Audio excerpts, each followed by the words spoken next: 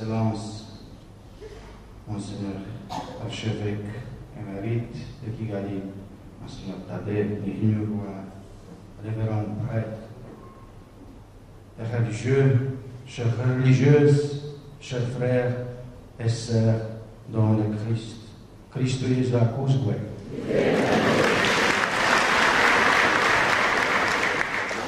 Chers confrères, je souhaite en ce jour très spécial pour chaque frère que le Seigneur renforce et renouvelle en chacun de nous un grand désir de sainteté avec celui à quel nous avons été unis le jour de notre ordination sacerdotale. Je souhaite également que vous soyez toujours aimables et généreux envers tout le monde, mais encore davantage avec nos frères oubliés et abandonnés qui vivent aux périphéries de nos communautés ecclésiales. Nous ne pouvons pas oublier que cette année, la Semaine Sainte coïncide avec le 25e anniversaire du génocide perpétré contre les Tutsis en 1994. Déjà 25 années se sont passées depuis ces moments terriblement affreux qu'a vécu notre pays suite à haine sémée par l'idéologie génocidaire et inhumaine qui a dévasté la société rwandaise et dont nous ressentons encore aujourd'hui les conséquences. Malheureusement, cette idéologie du mal est aussi infectée quelques prêtres religieux, religieuses et d'autres membres de l'Église qui ont trahi leurs promesses religieuses et sacerdotales, ainsi que toutes les valeurs chrétiennes, et par conséquent, ils ont trahi et gravement endommagé l'Église même du Christ, et nous tous qui en sommes membres. Le pape François en a parlé, lui aussi, lors de sa rencontre au Vatican avec le président Paul Kagame. Ils ont succombé, disait-il, à la haine et à la violence, trahissant leur mission évangélique, et en conséquence, ils ont défiguré le visage de l'Église. L'Église catholique, trahie et blessée profondément dans le cœur de certains de ses fils et de ses filles, comme vous le savez bien, s'est toujours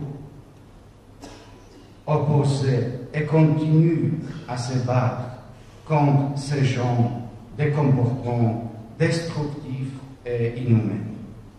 Combien de fois le Saint Pape Jean-Paul II a-t-il supplié à travers ses messages publics le peuple rwandais et la communauté internationale à mettre fin à la violence et au génocide, mais malheureusement, personne n'a voulu l'écouter. Je cite ici un de ces appels prononcés par le pape le 15 mai 1994 lors de la récitation du Regina Coeli, diffusée au monde entier, et qui devrait normalement toucher le cœur des gens. Je ressens le devoir, disait-il, d'évoquer encore une fois les violences dont sont victimes les populations du Rwanda. Il s'agit d'un authentique génocide dont malheureusement les catholiques aussi sont responsables. Jour après jour, je reste proche de ce peuple qui agonise, et je voudrais tellement réveiller la conscience de tous ceux qui planifient ces massacres et les exécutent. En agissant ainsi, ils conduisent le pays au bord de l'abîme. Ils devront tout répondre de leurs crimes en face de l'histoire, et même avant cela devant Dieu. Quand on finisse avec les 100 versets, Dieu attend de la part des Rwandais, avec l'aide des pays amis, un réveil moral, le courage de pardonner et de vivre comme des frères. Avec Jean-Paul II, nous pouvons apprendre comment aimer vraiment l'Église et notre pays, ensemble aussi avec tous ces prêtres, religieux, religieuses, séminaristes et tant de laïcs qui a risqué de perdre la vie, ont démontré un grand courage et un amour chrétien envers les prochains persécutés, souvent un voisin de maison ou un membre de la communauté chrétienne. Ainsi, ils ont manifesté leur solidarité et leur proximité envers les confrères et consoeurs et toutes les autres personnes destinées à devenir des victimes de la machine infernale et à l'extermination. Un bon nombre d'entre eux ont perdu la vie, mais ont sauvé leur âme grâce à leur foi et à l'espoir d'un mal, même encore plus cruel et terrible, ne peut se vaincre que par le bien, et non pas par la vengeance que multiplie encore davantage les pires maux. Donc, les prêtres dans le Rwanda d'aujourd'hui jouent un rôle très spécial et bien entendu. Il doit être profondément un homme de prière qui reste continuellement en contact avec Dieu. Il doit être un vrai homme de Dieu dont le cœur est sensible aux souffrances de son peuple. Un cœur qui se meut, qui guérit les blessures et qui n'a pas honte de pleurer avec ceux qui pleurent et de consoler ceux qui n'ont plus la force de pleurer la perte de membres de leur famille ou de leurs proches. Le prêtre d'aujourd'hui doit montrer sa proximité avec les gens et marcher au milieu d'eux avec la tendresse du bon pasteur pour qu'ils puissent se rendre compte de la proximité et de la présence de Jésus. Seulement Dieu qui connaît notre cœur peut, pour la puissance de sa miséricorde, faire des miracles et guérir les douleurs profondes qui nous empêchent de pardonner et de nous réconcilier. Mais le bon pasteur n'abandonne jamais. Et comme le pape François dit, il va à la recherche de la brebis perdue, sans prendre les risques. Rien ne peut l'empêcher de s'aventurer hors le lieu de pâturage, de travailler même après les heures de travail. Il ne se fait pas payer les heures supplémentaires parce qu'il se doit de chercher ses brebis, lui parler et la convaincre de revenir. Parfois, il doit rester là devant le tabernacle, se débattant avec le Seigneur en faveur de cette brebis. C'est pour cela, dans notre Église, et plus particulièrement au Rwanda, nous n'avons pas besoin d'un pasteur qui sait seulement parler ou d'un inspecteur du troupeau. Ce dont nous avons besoin, c'est d'un bon samaritain qui sait comment guérir les plaies du passé et qui est toujours à la recherche de ceux qui ont besoin de lui.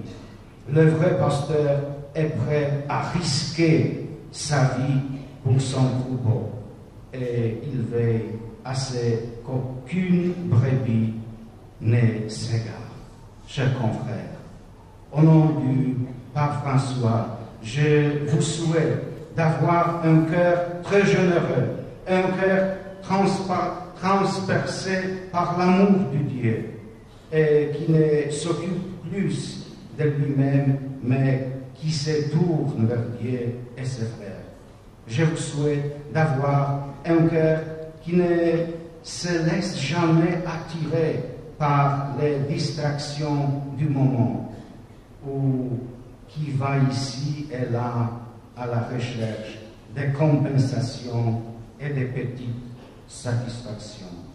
Je vous souhaite un cœur qui ne se réserve jamais pour lui-même des moments et des espaces inviolables et qui ne prétendent jamais d'être dérangé. En terminant, c'est quelques souhaits pour vous, chers confrères, évêques et prêtres. Je vous voudrais que vous ayez toujours un cœur attaché au Seigneur, réchauffé par l'Esprit Saint, ouvert et disponible envers les frères, parce que c'est seulement de cette façon que nous pourrons récupérer la confiance des fidèles que nous avons perdue et leur montrer le vrai visage de notre Église que nous aimons tellement. Puisse le Seigneur combler vos cœurs de son amour infini, afin que vous puissiez accueillir son invitation à rendre visible par l'exemple de votre vie le visage saint de l'Église. J'accorde bien volontiers, et par l'intercession de la mère du Verre de Quibejo, la bénédiction apostolique à toutes les personnes ici présentes. Je souhaite que vous soyez d'authentiques porteurs de paix et de réconciliation pour la société rwandaise et pour le monde entier. Je vous souhaite une semaine saine, riche d'expériences spirituelles, ainsi qu'une joyeuse et sainte fête de Pâques. Nyagasani abahe umugisha, abarinde ikibi kandi abaherekeze buri munsi.